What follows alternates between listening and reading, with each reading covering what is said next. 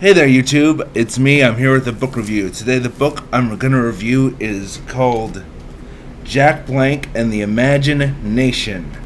And before I get into the actual review of it, I'm going to tell you how I came to own this book. This is an interesting story. Me and Melissa, also known as Metalhead Bookworm, her channel is going to be in the nadir. We had just come out of seeing Deathly Hallows Part 1, and one of the employees at the movie theater was handing out copies of this book. And me and Melissa were like, hey, free book, why not? And as we were walking, Melissa read the inside flap, and here's what she read.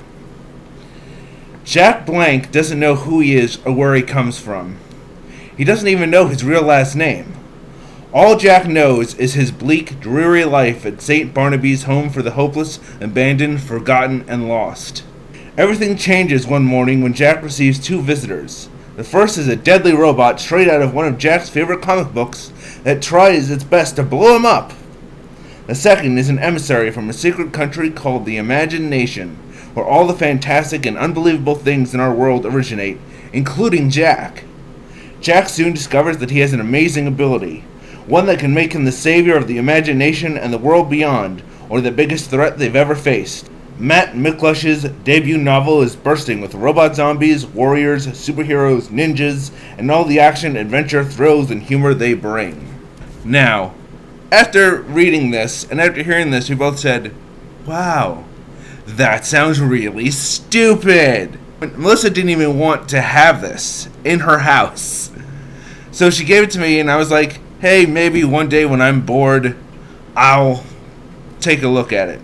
And sure enough, that day arrived. I was bored one day, decided to read it, and it's actually pretty good. Jack Blank lives in an orphanage called St. Barnaby's Home for the Hopeless, Abandoned, Forgotten, and Lost. Have you heard of a more stupid name for an orphanage in your entire life? Moving on. No one knows who his parents are. And he gets attacked in the orphanage by one of these robot zombies that is mentioned in the flap. We later learn that these robot zombies are actually called Rostov, which is such a better name than robot zombies. So he's attacked by this Rostov soldier in the orphanage, and he somehow causes a boiler to blow up in the robot's face and seemingly destroy him. And the people at the orphanage get all mad, but then Jason shows up. Jason is an emissary from the Imagination, and he comes to take Jack back to the Imagination because apparently Jack is actually from there. But when he gets there, it turns out that he has the Rostov virus in him. And usually this virus immediately turns you into a Rostov soldier, but he is somehow resistant to it. So they decide to take Jack to the council. The council is made up of 6 people, one from each of the 6 districts, which I'm going to talk about later in the review.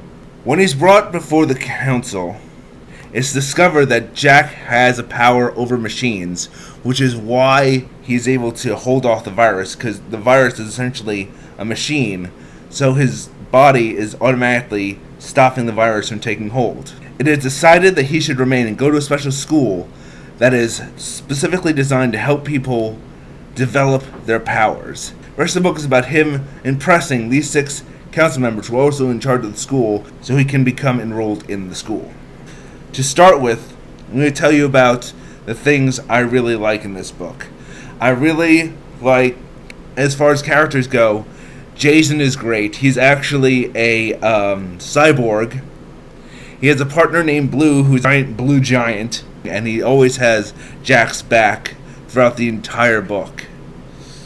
Another great character is that of Jonas Smart, who is one of the villains in this story. The story actually has several villains and several tiers of villains.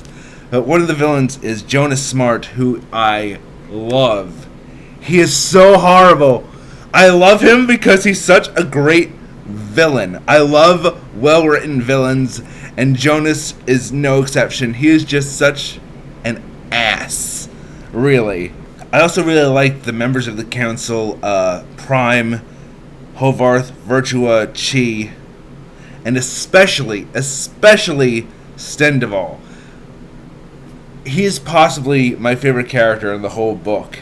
He has this wise master vibe about him. He kind of actually reminds me a little bit of Dalsim from Street Fighter, but in a good way. Another thing I liked about this book is the setting. The setting of Imagination is just incredible. There's a main city called Empire City, and around this city are 6 districts known as Galaxis, Karateka, Varagog, Cognito, Machina, and Hightown. Each district houses a different type of fantasy character. Galaxis is where all the aliens are. Karateka is where it's a mixture of the future and feudal Japan. Varagog is like medieval times. There are knights and barbarians and maidens. Cognito is the most difficult to explain. Cognito is like where people go to hide. It's very confusing inside Cognito, and it's hard to find your way around. Hightown is your modern day settings. That's where everyone who doesn't fit into the other 5 groups lives. And all 6 districts are centered around Empire City. And that thought of all these districts coming together and each one housing different people, it's incredible thought. And it was executed very, very well. Another thing I really liked was the action scenes. He does them very well, get very involved in what's going to happen. On to the things I didn't really like about this book. The beginning with the orphanage was so ridiculous. It was just so over the top, dreary and miserable and horrible to be with, and it made me long for living with the Dursleys. That's how depressing this orphanage was. And the orphanage barely is a part in the rest of the book. It's just these first 2 chapters and the prologue to show how horrible Jack's life is. There's also a bit of a twist ending. I say twist ending, but it's the most overused twist ending in existence, and it made me sad. I had gotten past the orphanage part, and I was really enjoying the book. I was having fun with it. I was ready to give it glorious praise. And then this twist happens. I'm like, really? Really? You're going to do that? That's what it's going to be? Really? Okay then. Fine. Whatever.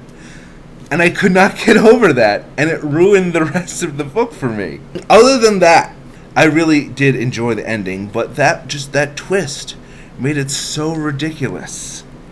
My final analysis is, I really enjoyed this book, but I have a bias.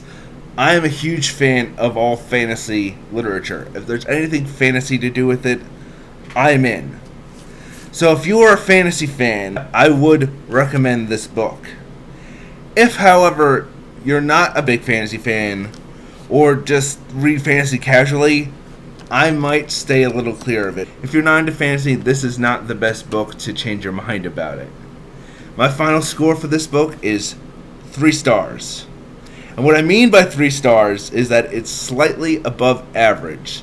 So that was my review on Jack Blank and the Imagination. See you guys next time. Later.